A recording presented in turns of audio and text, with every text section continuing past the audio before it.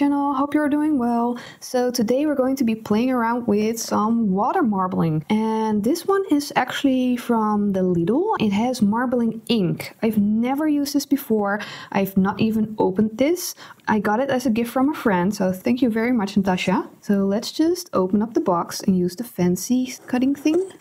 Always be careful when using knives, please don't leave them laying around. So in this box, as I can see on the side, it has white, black, silver and gold ink in it, and it comes with 10 pieces of paper, acrylic paper. So let's open up the box. There's not a whole lot in here. Could have made the box a little bit smaller. Okay, let's see if it comes in English. And from what I understand is what we need is at least make sure that you're working with some protection because it stains. And we need a tub of water, and it needs to be big enough to put the piece of paper in. First, let's look at what we got. So this is the paper. It's actually pretty sturdy. I think you can make some nice cards with these. And then we've got the ink.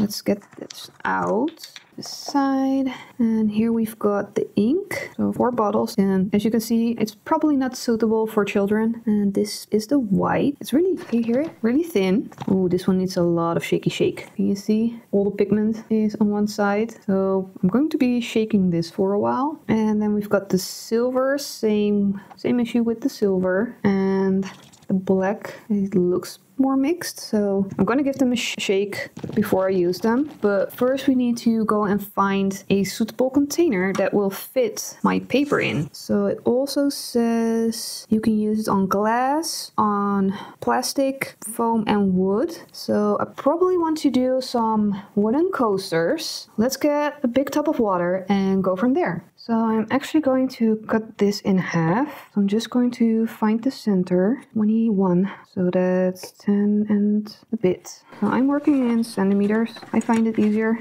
than inches. I've not figured out how to use inches. So let's just cut this in half. Like so. This is actually more the size like a postcard, so I decided I like this size better. And there's a second reason, because the container I found that I want to use is quite small, and I think it will fit this paper without wasting too much ink, because you know me, I don't like wasting anything. And this is already an old pink container, so I'm fine with that getting dirty. I also got myself a pair of tweezers and a little stick. So what they say to do is to just drop it in, work fast, and put the paper on top. So I shook everything up, and I have no clue how much. I'm just gonna do a couple drops. Oops, I'm already spilling everywhere. The droppers don't really work that nicely, but let's do some black on top. Ooh, that black is really nice. Not really spreading that much. I thought it would spread a lot more. They say to use like 2 to 3 colors, and with the metallics you need to work really fast. I really thought they would spread a lot more, so maybe I'm not doing it correctly, or maybe my water needs to be warm. It didn't say, but it doesn't look right, and I don't want to waste the paper. And they do smell really strongly, so I opened the window. I think I need to take a little bit warmer water, because see, it's all sticking together. So let's try that again. So I'm gonna try this one more time on camera, but let's just see. It feels like there's something holding it back from spreading. And I've tried taking off all the paint, but maybe it just needs a little bit of help to get through the sides. I'm going to just try and do an easier design, just going in the middle. It's really hard to get the drops out. And somehow, after a little bit, they don't want to spread. Try a little bit more of the white. The white seems to be the one that's doing the most spreading. A little bit more silver. I've got a feeling I need to shake the silver again. It just doesn't want to come out. I think that should be enough. Let's pull it to the sides a little bit, like so. So let's try and make a design. And I'm going to just try and pull outwards. It's going so well. I've got a feeling that you need to stay inside the boundaries of the colors and not touch that outer layer, because that one is staying stuck, but the rest is moving. So I'm going to put it in the wet part and pull from there instead of on the outside.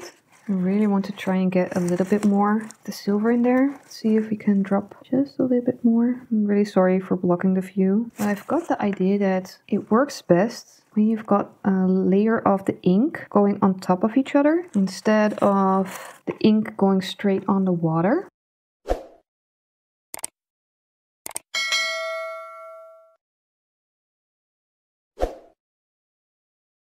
I think I'm just gonna try and leave it for now. Okay, so this is the design. I'm going to put the paper on like so. And then they say you need to pull it under all the way and then take it off.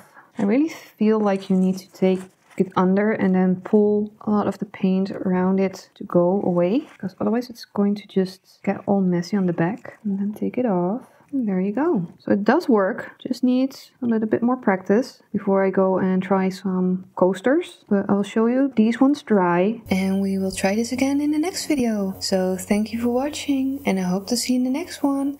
Bye everyone!